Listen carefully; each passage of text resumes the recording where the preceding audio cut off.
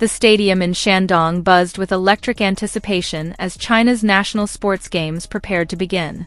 But beneath the fireworks, the choreography, and the patriotic spectacle, an undercurrent pulsed quietly through the crowd.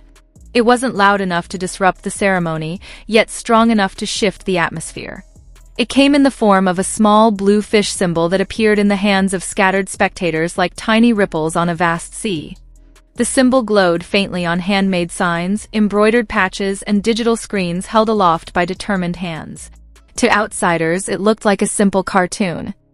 But to millions across the Chinese-speaking world, it stood for you, the young man whose death remained shrouded in unanswered questions and uneasy silence. Those who carried the blue fish understood its weight. They understood the risk. And still, they raised it, even as the cameras swept the stadium. One moment in particular ignited global attention. A spectator near the VIP section lifted a small placard bearing the blue fish just as Xi Jinping turned toward the crowd. The image lasted barely a second, but that was long enough. Screenshots circulated across the internet almost instantly. The gesture was not confrontational, but it was unmistakably intentional. A silent challenge placed directly before the country's most powerful man. No chants followed.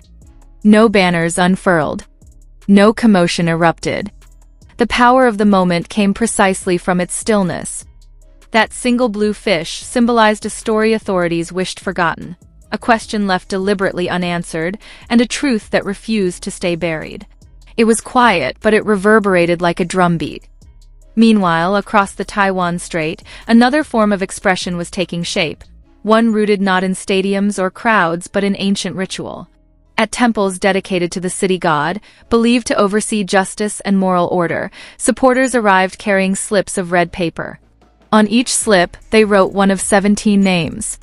These names belonged to individual supporters believed held responsibility for Yu's fate. The ritual was solemn.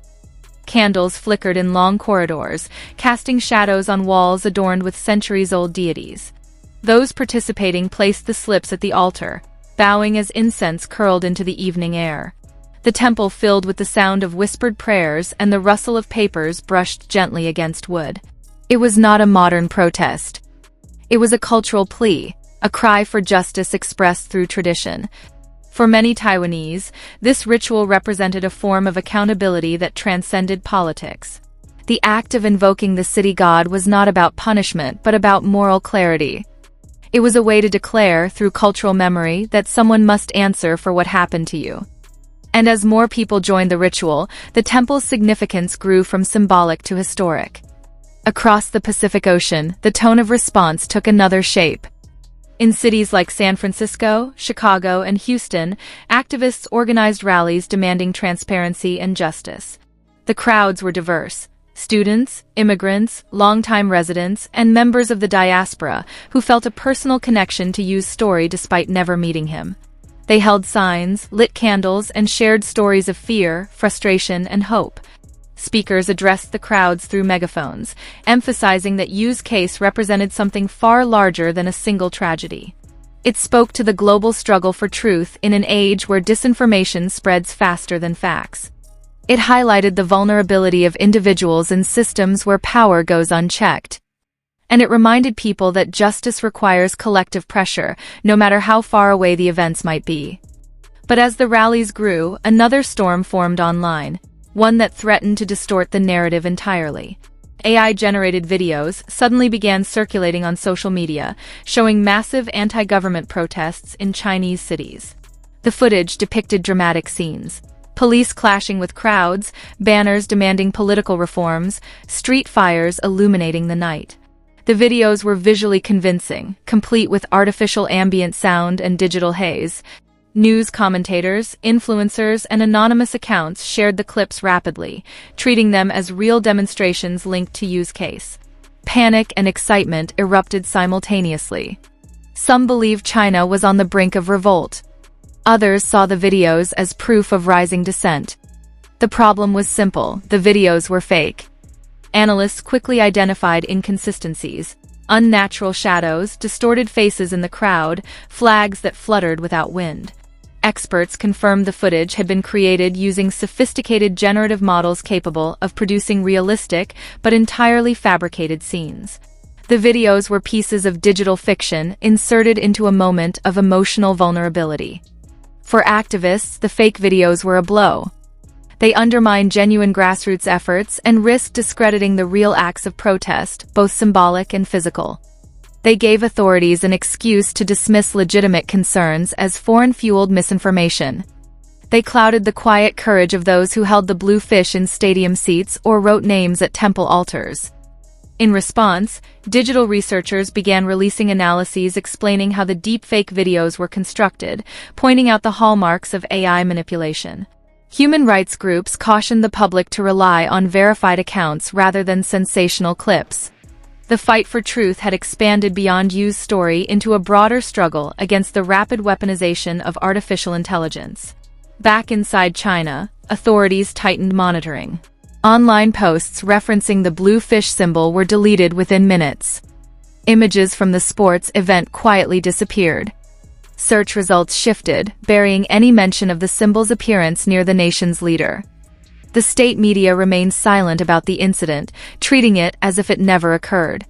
But people remembered. Screenshots circulated internationally. The image could not be unmade.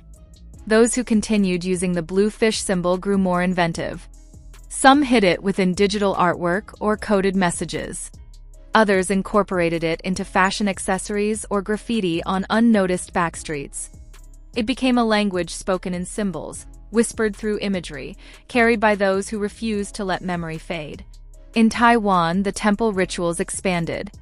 Long lines formed outside the city god shrine as people arrived after work, some holding flowers, others bringing small blue fish tokens to place beside their offerings.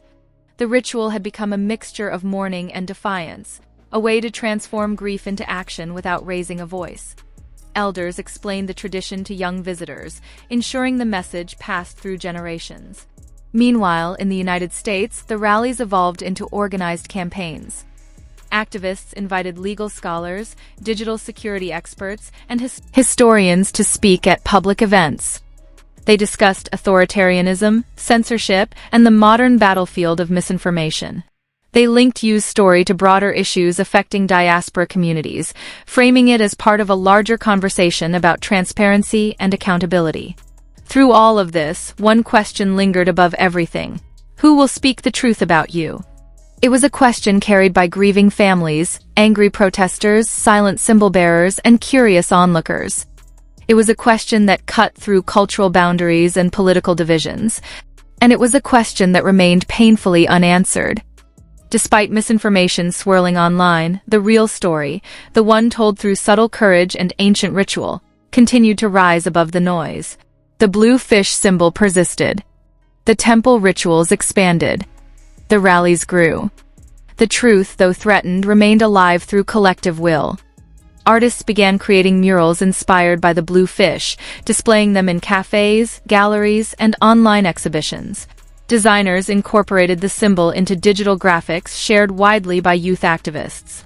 The symbol transformed from a private expression of sorrow into an international emblem of resistance.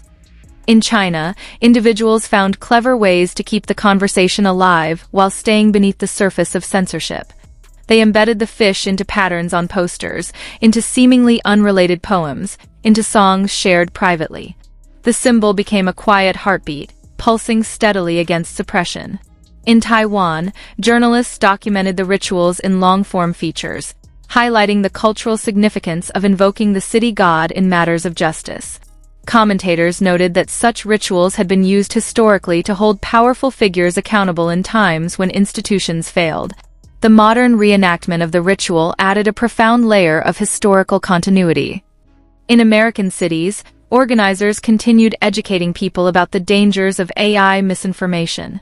Posters at rallies warned participants about deepfake manipulation and encouraged critical media consumption. What began as a movement for you had become a blueprint for how communities could fight disinformation collectively. Global interest in the blue fish symbol surged. It appeared on stickers, artisan crafts, and even in subtle nods within music videos and independent films. Creators embraced the symbol as a narrative device, one that stood for memory, justice, and the fight against erasure. As each place contributed its own form of expression, silent, spiritual, or vocal, the story evolved from a tragedy into a global moral question. How do societies preserve truth when digital manipulation grows more sophisticated and censorship more pervasive? How do people mourn when grief itself becomes politically dangerous? Yu's story forced these questions into public consciousness, transforming private sorrow into collective inquiry. And though the answers remained elusive, the movement built around him continued to grow, fueled by a shared refusal to forget. Eventually, the blue fish symbol became more than a sign, it became a testament. A testament to human memory. A testament to quiet resistance. A testament to the belief that even in the face of suppression, people can find inventive, resilient ways to seek justice. The story may never have the clear ending people hope for, but its impact is undeniable. Across stadiums, temples, and city streets, people continue to raise the symbol, speak the name, and demand honesty. They have shown that not all protests require noise, that not all justice is pursued in courts, and that not all truth can be extinguished by silence. The blue fish swims on, carried by those who will not let Yu's memory fade. A quiet, persistent reminder that even the smallest symbol can move across nations and stir the conscience of the world.